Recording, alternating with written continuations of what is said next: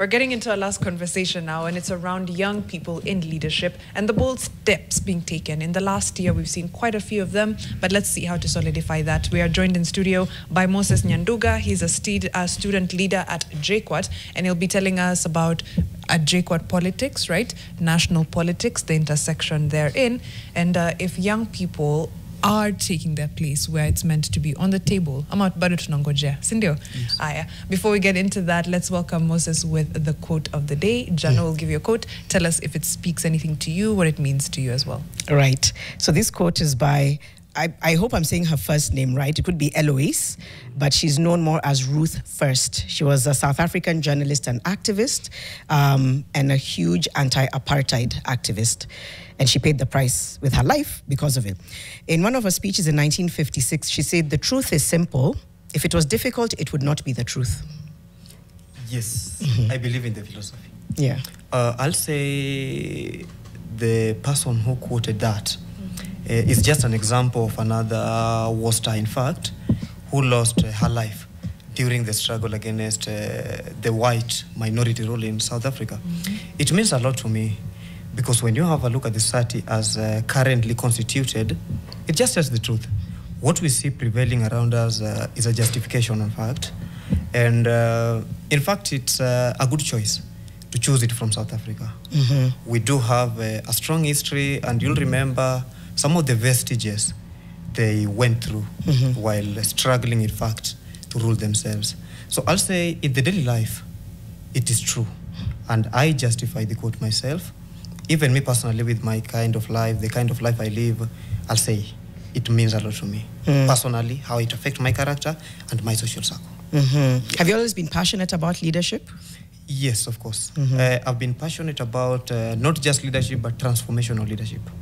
Transformational in the sense in that we must be the change that we want to see.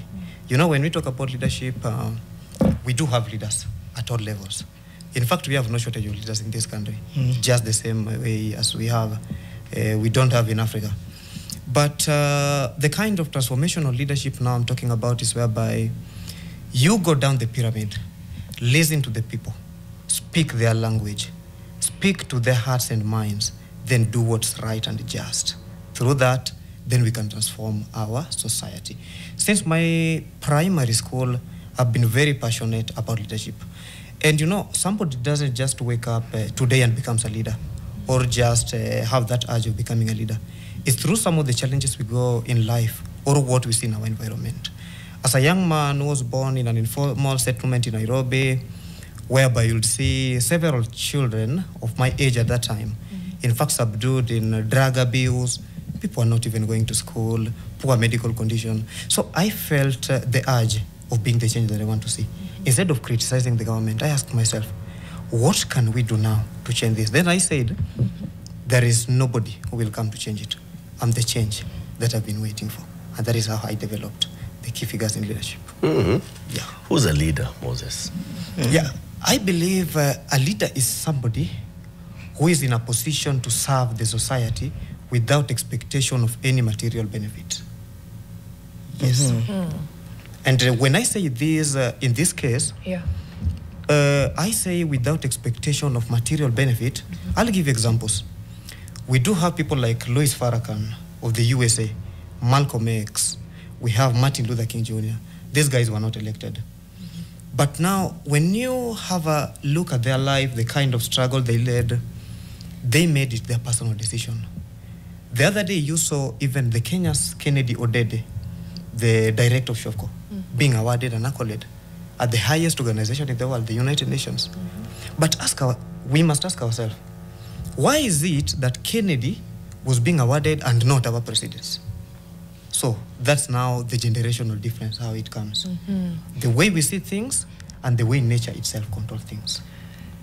We'll get into that, the way we see things versus nature, and I think maybe the structures and all of those. Yes. You said we don't have a shortage of leadership. Then I listened to your definition of leadership, and I would say it feels like we have a shortage for sure. We have a deficit. Yeah, a deficit. Of people who want to do things without expecting anything in return. Yes. Really? Yes. Yes. You have a deficit of that? think In terms so. of who's platformed, In terms perhaps. of who's at the helm right now, yes. So when you say we don't have a deficit of leaders, do you mean the current crop of political leaders especially? Or do you mean across the board in Kenya, we don't have a deficit of people who are willing to actually be in service to the people? They're just not platformed. Yes, that's good. And I'll say, when I say we have a deficit of leadership, I mean the political class. The elected class from the MCA up the pyramid to the president. I'll say this because we live in a country where today when you wake up, you'll see one of the headlines in the news that one of the MPs in the parliament has been arrested or summoned by the DCI because of doing what? Consuming the budget allocated for even schools, for consuming the budget allocated for health centers. So, you know, I love a Kenyan legend, Professor P.L. Lumumba, because we must celebrate those who are alive also. And P.L. Lumumba's been saying that sometimes ask yourself, why a presidential candidate whose salary won't even amount to more than 50 million in 1 year will spend billions campaigning? Now you see now where the difference comes. These people have learned the kind of lessons and they have learned the kind of habits we the people possess. So that is why you'll find a situation whereby we have a deficit of leadership. Those people who represent us do not truly mean well for us. They don't mean well for us in this case whereby you'll find a leader compromising the quality of road. When we see some of the accidents on our roads, let's stop just blaming the passengers and even careless drivers. You know, when people die on roads due to poor quality or some of the very narrow roads, is the government killing you indirectly? Because even in the Constitution of Kenya, it is there as a mandate. The government should maintain through Kenha, Kera, and Kura to maintain our roads. Yeah. If you die or if you see somebody dying in the hospital bed because due to lack of oxygen kits and electricity, it's government killing you. It's government failure. Yes. We've talked about that, the road design. Yes. I think Eric talked about it in the last word, which he hosts. I wanted to ask you some of the issues that university students are struggling with, and we've talked about it a lot, whether it's fees, whether it's just upkeep, and how you are directly trying to engage to make sure that some of those structural issues are addressed. What role are you playing in just trying to make sure that your fellow comrades and students don't end up with these persistent issues which they're really grappling with right now? Right. And maybe we can start from the funding model. The changes within, what year are you in? You're in I'm proceeding now to 4th year. To your 4th year? Yes. Okay. So you started with the old funding model and you've now transitioned into the new one. Yes. I'm assuming if you are not a entirely self-sponsored, right? So then, yeah, maybe that's a good place to start as you get into now the comrade welfare. Yes. Now, I'll say, let me start with the new funding model. The old funding model in our case was known famously as differentiated unit cost, which was emphasizing much more on the placement rather than the financial lead. That is why you'll find a situation whereby in a class, in fact, all of you are expected to pay the same amount of money to the school bank accounts. For instance, when I joined my first year, we were paying 32,000. That was a statutory fee for all of us in that class.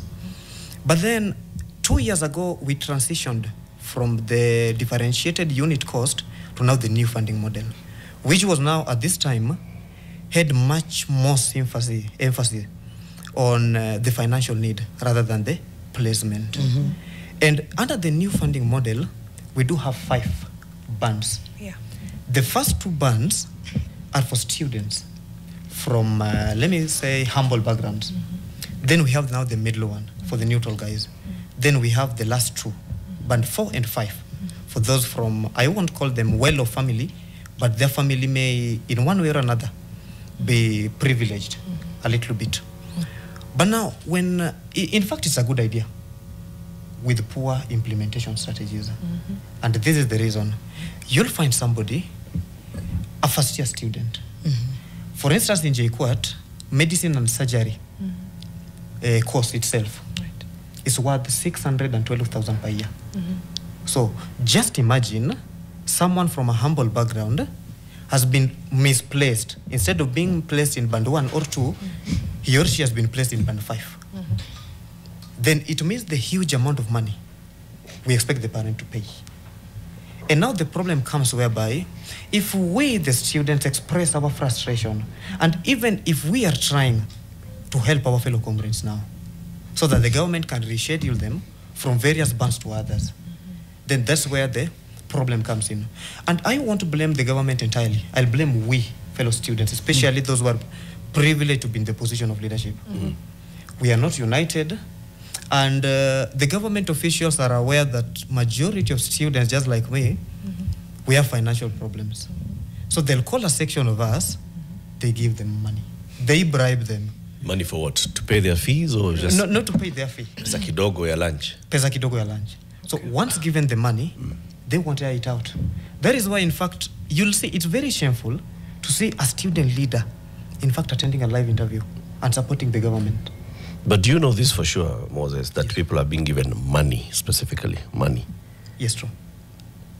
They're being given money. You know this, Yes, like I know. on record, you know for sure a fellow student leader who was given money? Yes, we know.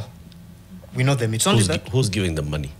the government officials. A situation whereby, Who's government officials? The government is big, but for instance, last year there was a meeting at KICC with the president when people had discussion about the new funding model. But those who were present in that meeting at that time, they'll tell you at the entrance there were brown envelopes.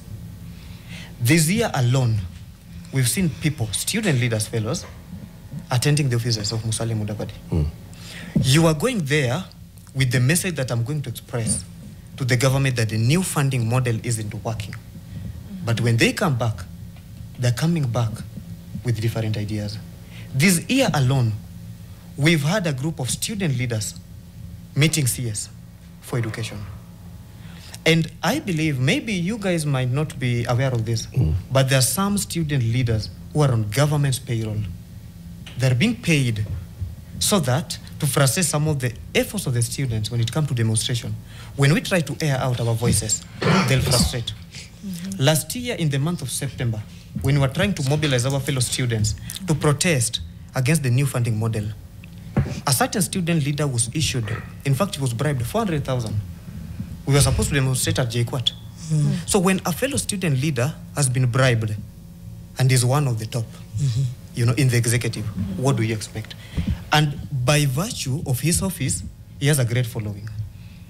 So there are some of the challenges we're facing. so what do the other leaders, like now Moses, do? When you're privy to the information that some of your leaders are not serving the cause, what do you do? The best I can do is just to try myself. Like now, what I'm now doing here. We create civic engagement within the university premises. We try to air out. When we find situations such as this, these platforms, we try to speak the truth. Apart from that, when we find a situation whereby we can meet just a government official, we try as much as we can at a personal level to tell them the truth, what's there on the ground, and to just express to them that the so-called new funding model isn't working as expected. We can't say generally it isn't working. It's working. But the manner in which it's being, being implemented is very, very poor. And that is why you see some of even the parents are complaining. Because a parent is saying, I don't have a job, any meaningful job, but the government expects me to pay 200,000 to my student at the university level. This is just the school fee, not even the upkeep, not even the rent or any other cost. Let me ask, now the student body itself, is it keeping its student leaders accountable? Because I'm thinking if I'm a student who has been placed in the wrong band, regardless of whether my student leader starts to tell me this and that, my complaints remain the same and I should hold them accountable. They are my representative with the administration and with the nation and with, policymakers as well. So are student bodies across the country holding their student leaders accountable as well? I don't think your student leader pocketing money will change anything for you, right? Yes. I'll say they're not doing it as they're supposed to. The first mistake we made at the university level leadership was that we changed the popular vote into delegate system, whereby for you to win an election nowadays, you need money. There was a time when you only had a manifesto, a vision for the people, then you are good to go. But today, whereby you will find a department producing only 3 students to vote for the student body. So have a situation whereby a specific department with more than 3,000 students only produces 3 students. Then it means you, as a candidate, again, you must use money to bribe these people. You know, once you are illegally elected in this way, because through that you are illegally elected, of course, because that is what is there even in the national politics. You bought your seat. Yes. Once you bought your seat, you can't be competent enough. And now the problem again comes in, and I believe you guys must be aware of this. The university administration nowadays, they don't tolerate student activists. Whereby if they know you are an outspoken student, you can stand before the audience and speak the truth. In fact, the chances of you winning an election or even being vetted into that leadership position isn't just a joke. It's a very big mileage. And that's one of the problems. So that is why you see a situation whereby a student leader can't be held accountable in so many ways. Remember at a time when the likes of PLO Lumumba were student leaders, James Orengo, it was a time where the students were voting, people like Bob Owino, so that they'll elect you only if they know you'll serve their interest. Moses, you remember the time when PLO was a student leader? Yeah, I've been reading their history, you know. I think what you've just said, this whole example comes into what Mariam said. We seem to have a shortage of leaders in this country. Yes. Do you know, want to switch and say? Right. We have a shortage, we have a deficit of leaders. Yes, we do have a deficit of leaders because there is a difference between a politician and a leader. I don't agree. Some politicians can be leaders. No. I don't think we have a deficit of leaders. Really? Okay. I think we have many leaders, but we just don't want them. I disagree from my end. It's we, like you've said, Yes. at student politics is all about money. Money, So I'm just going to pay. I don't care whether Moses is coming and giving me all these good ideas and he appears to be a straight guy. He doesn't have money, I'm not going to vote for him.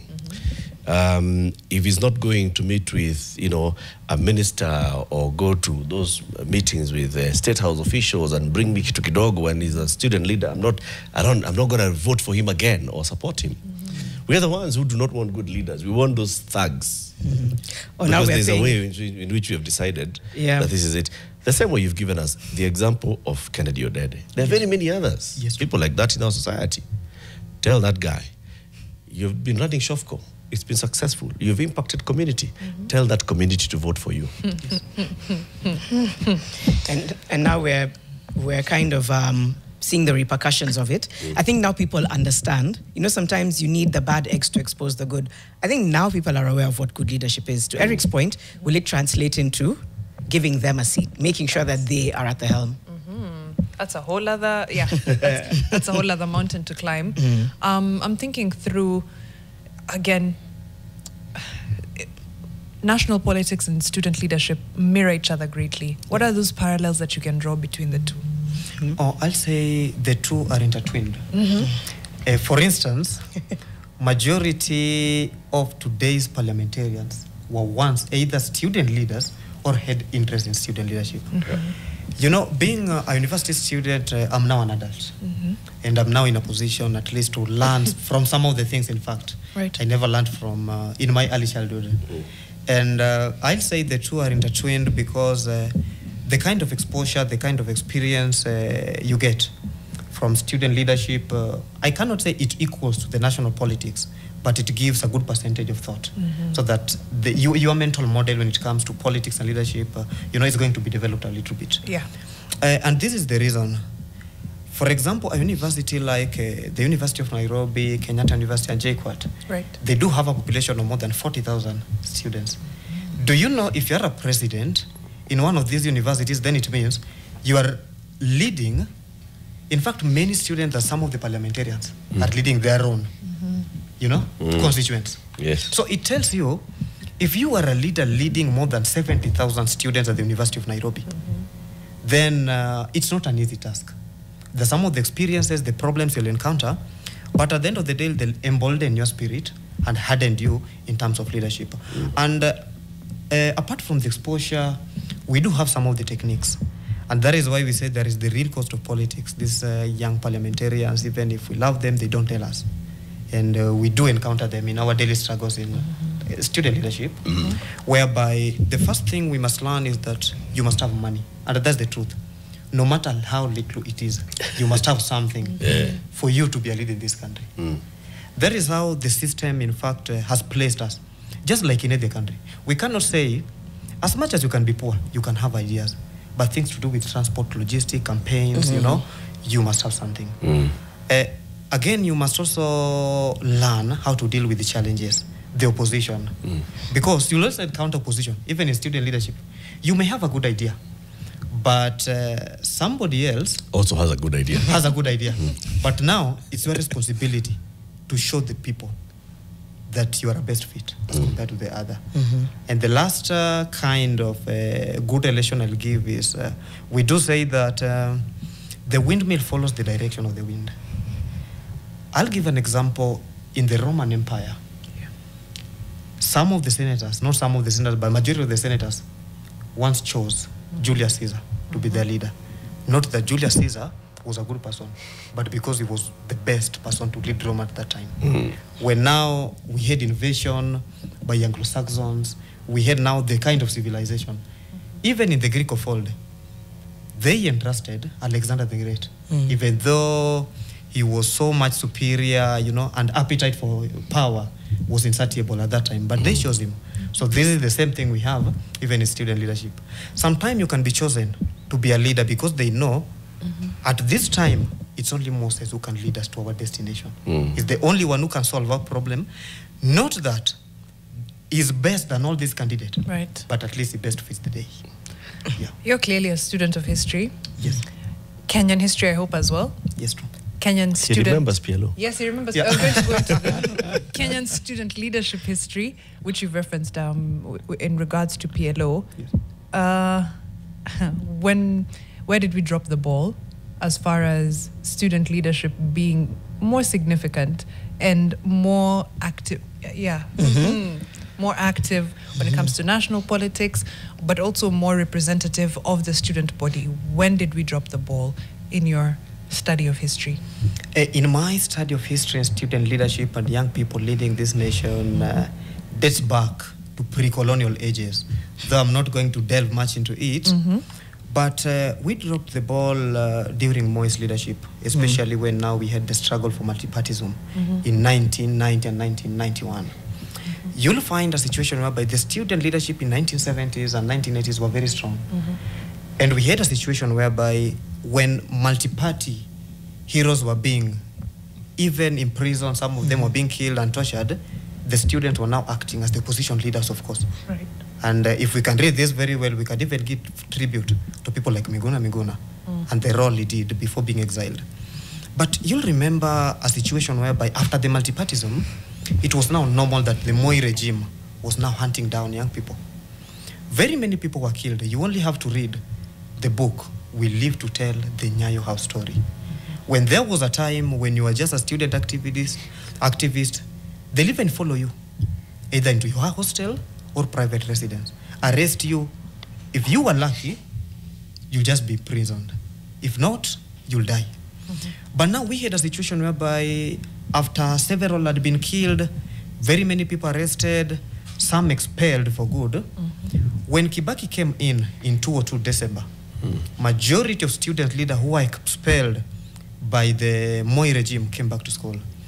But then now, majority of our parents, in fact, do feel for us as young people. You find a situation whereby it's due to politics, you've been expelled for 10 years from the university. Your parent does nothing. In fact, you are his only hope. But now, being expelled, you've been frustrated. The parent, again, you know, with their normal chaos for that reason. You just come to school as now a normal student, a very humble one, of course. After that, now, student leadership came back to limelight 2007, 2008, until 2012. But after 2015, when they changed the system into student leadership, whereby now the common votes were now turned into the delegate system, that is where now we lost the control. We lost the control in that majority of the student leaders as they stand today are not the real voice of the people. They're not the real voice because there's some of the factors which determine whoever becomes a student leader nowadays. Yeah. You must have good terms with the administration. And you know, it's now just like what we call in the national politics, the system. If they roll you out, you won't have a chance. Yeah. Just very anti-democratic. I don't know. Usually, if you're good books with the administration, and here we mean good books, yeah. You see what he means, the yeah, good books yeah, that there's he's a good chance alluding that to. you're not able to stand up for the student body. Right. I wanted to ask him, sorry, just before you leave that train of thought. Yes. When you think of the things that you've mentioned about how student bodies, you know, have grown over time, I worry about the inclusivity as well. Yes. I feel like at some point, I don't know that they were ever inclusive, but student bodies and student leadership were very instrumental in the fight for multipartyism and things like that. But I don't know if they were inclusive of the whole nation and of young people across the nation. And right now I'm thinking the same. Yeah. Has anything changed as far as, or is it a few elites speaking on behalf of almost a generation, or is it a few elite speaking only of their student body, speaking only for their student body? Yeah. Yes, I'll say there's been a transformation, just the same way you mentioned. And we lack that inclusion, it is very true.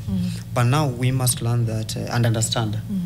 There was a time when we only had a few universities. And today, as I speak, we have more than 60 universities in the country. Student leadership was just strong.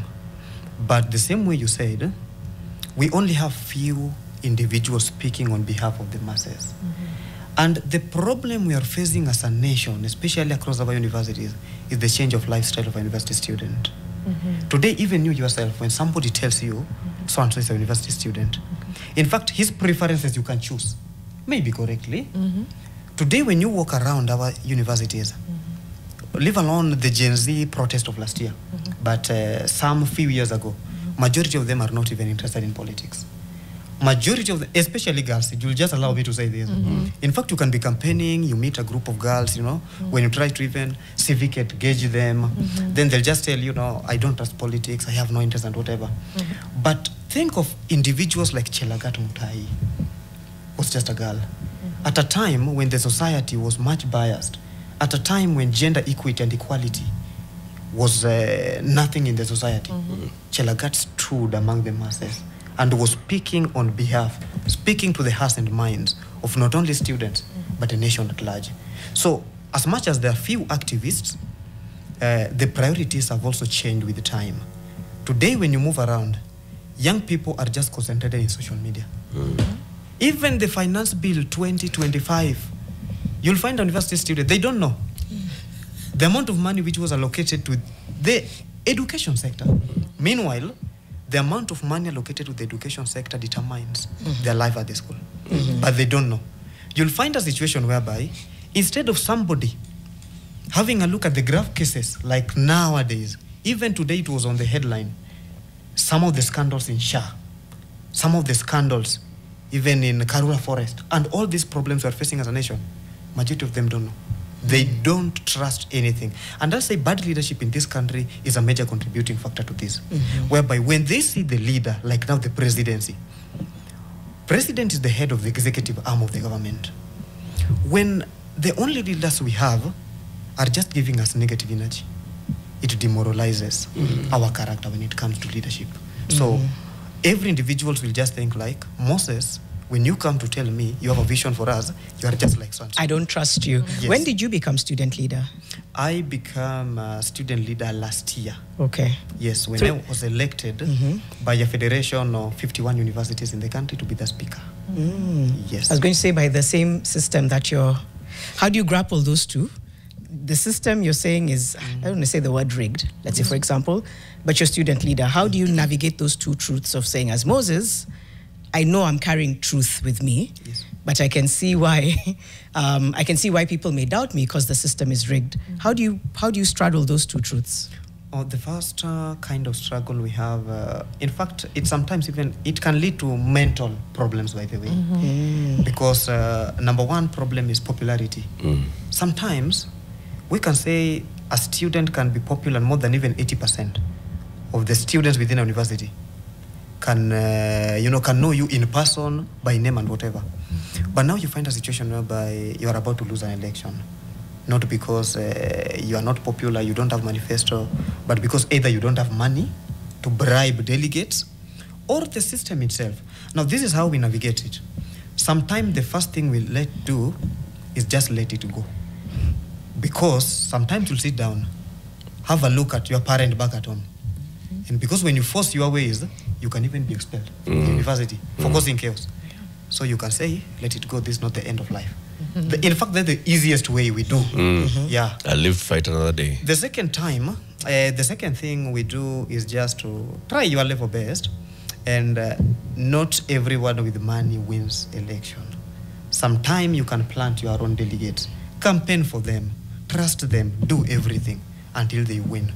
Once you have majority of the delegates, though that's not a sure bet that you are going to win, because there are people with money who will come and even buy all of them one day.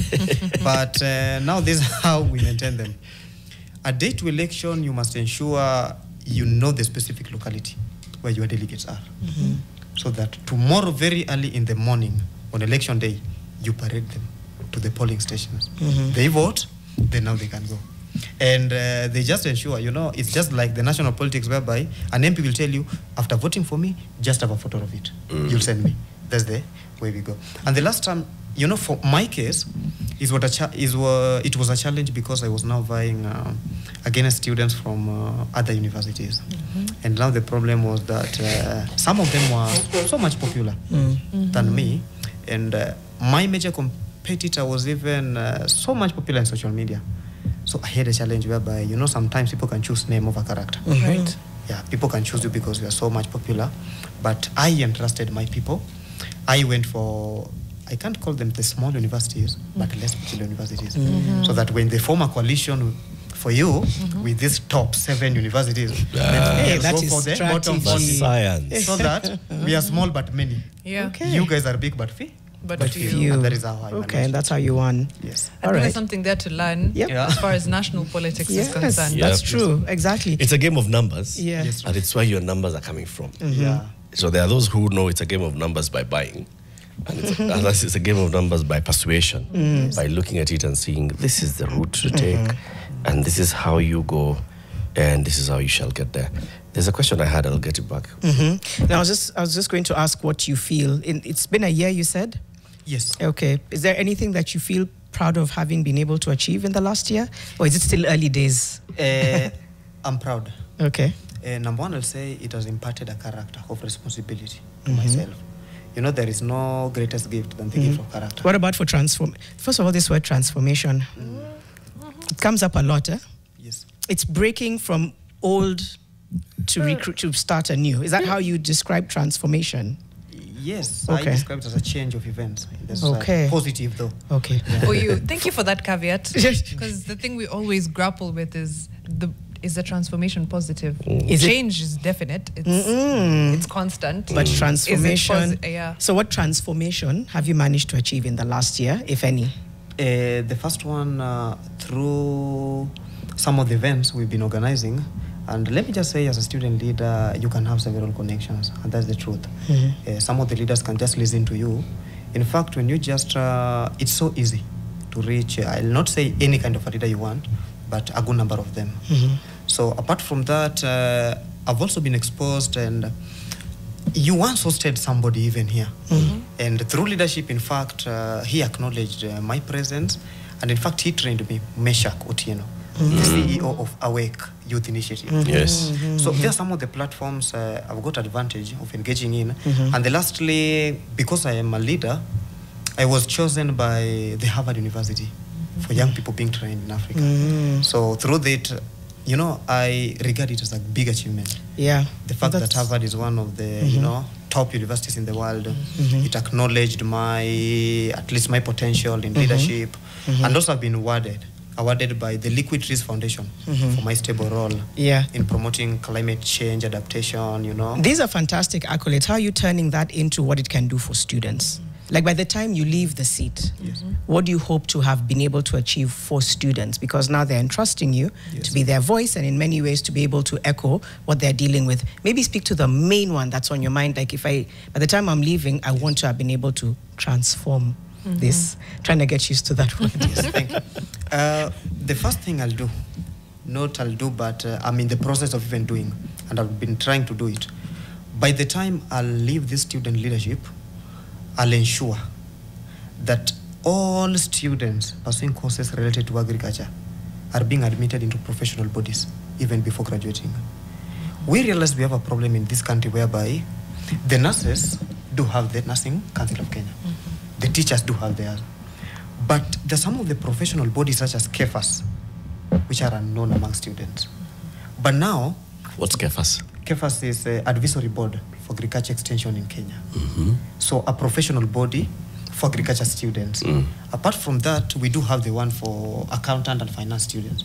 So I'll just ensure by the time I'm leaving office, as many, I cannot say all, but a good number of students have been admitted to these. In fact, they've joined the professional bodies so that they can get exposed to real life situation, the job, the employment market as a still university student. I think this will be positive for them. What are you pursuing yourself in university? I'm pursuing Bachelor of Science in Agriculture. Okay. That's why you have an interest in this particular, because it falls right in. Can I read some quick feedback before we come back? Because I also want to speak to this thing about dissent. If you have a strong voice, you push back. It's almost like we skipped a number of years and we've come back to it. So just wondering what models of engagement exist in a system that silences strong voices, how you think you can navigate that. But Charles Dungo says the same happens in unions like KNIT, where delegates elect national leaders and end results are they don't reflect the true feeling of the teacher on the ground. KNUT, I think is what he meant. Jay Stevens, whether in leadership or not, every single Kenyan, regardless of age, if the conversation isn't about the movement for accountability and good governance, we won't make any progress. That's a very fair point. Jose is saying, is tribalism also a problem in election of university student leadership? Maybe you can... Maybe start from there. Yeah, I think I can... should I answer just right now? Yes. Yeah, I'll say, of course, there was a situation I got myself into.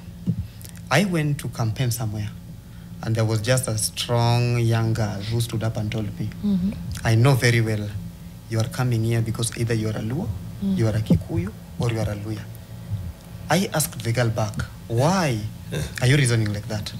And she told me, today you are coming here, enticing me, even soothing me to contest for delegate from your band. But I know very well I can't be elected because I'm from a minority community, which is the Ogiek. She just told, and it is true. I'll say it's true because we do have a perception of others.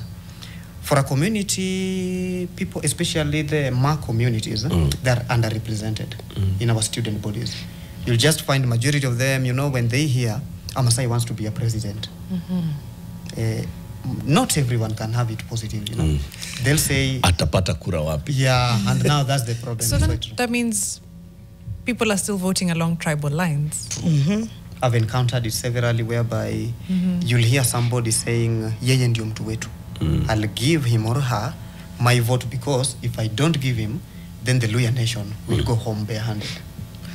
That's incredibly worrying to me. Yes. Then what's the hope of fixing that at a national level? If at student leadership level, we're still voting along tribal lines, what's the fix there? So you come with your manifesto, again, same things. You've talked about money being a big factor, voting along tribal lines. So what's the fix there? Because you and your manifesto seem to, be a non-issue. The issues are money and tribe, same as national politics. Yes, I'll say for tribalism, we can't run away from it. It has been our basic political unit. For more than these 60 years, we've been free in this country. In fact, not free, but independent, though. Not fully, but I'll say this is the reason. We do have a book by Plato known as The Republic. If a republic is democratic, it has got some of its foundation. And you can't be a leader in that setup if you don't follow what they've been doing.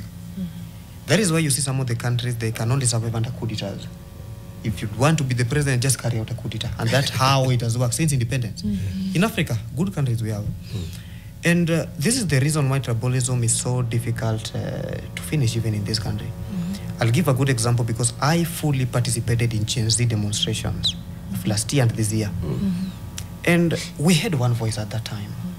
We had a very good voice that we want to carry out civic engagement. Even currently we have got some of the talks with my fellow student leaders so that we can form a group moving from one country to another to at least teach people on the basic values of good leadership, why we should abandon tribalism as our basic political unit.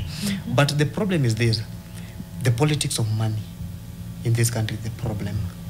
A situation whereby, today, I'll just say the truth because Raila held some of the talks with President Ruto. Now even you find the Gen Zs who are Luos are still now supporting Baba.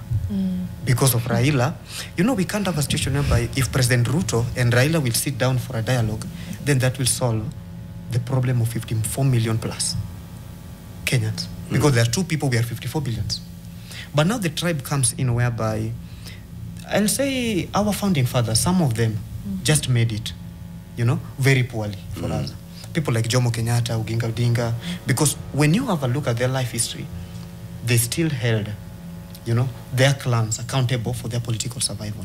So that if you are not a Kikuyu, and you even had some of them, even in the current political stumble, say that when we were young people, we took an oath that for us we'll follow this person. And we are still following him or her. So this, this is a problem. It's a challenge because if we don't abandon this, and in fact, I'll say even we young people, the Gen Zs, we have already abandoned it. Have you? We have. But we just said we're voting along tribal lines. We haven't fully abandoned. For student elections. We have abandoned the unity we had. Oh, you've abandoned the unity. The kind of unity. Last year's unity. Yes. Okay. And when you have when you have a look at our default system, in fact, it's just tribalism, even at this time. So this is how money affects it. Money again affects accountability in this case, whereby people won't be elected. Even in 2027, believe you me, the president we are going to elect, whether it's President William Ruto or not, he or she won't be elected on the basis of his manifesto. They will be elected on the basis of their tribe, the money they have, or the kind of influence. Are you sure? Nothing can change between now and then? The more things change, the more they remain the same in this country. And when you have a look at the political temperature within the opposition, that is why you hear some of them saying, even a candidate we are going to endorse, even in the opposition, you must have numbers. Where is these numbers coming from? Why can't they say, let's have a look at someone with vision, who is speaking to the hearts and minds of the people? Others know very well that I have Ukambani votes, I have Mount Kenya votes, I have Southern Nyanza votes. That's why they're talking about the numbers, because when they talk about the numbers, have you heard maybe a Luo politician talking about numbers in Mount Kenya? They have not. Have you heard maybe a Kamba leader saying, I have numbers? So, one of my stronghold positions in this country is in Nyanza, and I'm from Ukambani. The numbers they're talking about is basically the tribe. The tribe with the largest number. So bring him here, I bring him here, and we merge, then we win the election. Let me tease what's coming on your world, because I know we're moments from winding up. Choosing a career path in today's ever-changing job market, understanding the future of work, key industry trends. That's going to be with Winnie and Wikali. If you're watching NTV, that poster is up on your screens. Actually, Winnie is alone today in hosting that. And of course, we have Vibe Shift with Brian Aseli and Claudia Naisabwa. Right. But you wanted to ask something, because I wanted to find out how you think about protecting the agency of students. Because I feel like that could be, I don't want to call it a make or break. If agency is allowed, it can move things. But right now there's massive pushback on voices. And I think that then allows the status quo to remain. Continue, so strategically, it's about how do you as leader plan to be that middle ground between student activist voices, strong voices, which, as you mentioned, are being quieted down, and trying to find room for them in the system. Yeah, it's possible to be a link between the two, but not that much easy again. Yeah, not much easy, because you must make some of the decisions which might be detrimental to your education at first. And for me personally, I sometimes choose a situation whereby, let me please the majority, where in this case students who elected me. If there is a problem, there comes a time when the administration or any other organization wants you to think this way. But for me, I usually go down the pyramid and ask myself, what will happen if I choose this path? Am I going maybe to please the few but harm majority of the students? Or should I harm students to please the administration? So sometimes it's so difficult to make that, but being in fact a total link between the two won't be easy, even in the few coming years. It won't be easy because of the structures I've just mentioned earlier. There's some of the several barriers you must overcome for you to be a leader. And it's just like the system. Even in student leadership, we do have tycoons. Don't doubt that. And we're just running out of time. Bold steps that can be taken on one, the student leadership side, to the student body side, and young people as a whole to fix everything that we've talked about in the last hour, really quickly in 30 seconds or less. Yes, thank you. I think the first thing is civic engagement, because everything must start with education. In fact, that's the primary, whatever we can do, is just to educate our fellow students so that they can learn on the basis of good leadership. They learn some of the fundamental values of a leader and the moral and ethic, values someone should hold for him to be accounted for, to be trusted, and even voted for. And I know your Harvard course has given you some insight into that. Yes, true. Go on. And last time I talked about it, I'd quote the Dale Carnegie. The Dale Carnegie leadership school teaches us that you must start imagining yourself on your first day of retirement. So in fact, that has been, let me say, my motto. How will these people have a look at you after you exiting the office? Will they say, there came Moses, and Moses flew away without achieving anything? Or Moses came and changed us to Canaan. That's a good one. You picture yourself on the first day of your retirement. I like that. All right. Thank you very much, Moses Nyanduga, student leader, JKUAT. I'm talking about student leadership and the parallels to national politics and whether we can break away, if at all. To all our guests who came, thank you very much. And to you fixers, as always, for just being part of this community. Mariam Bishar, Eric Latif, Janet Bogwa, back again tomorrow, fixing the nation, one conversation at a time. We'll see you then. They'll see you then.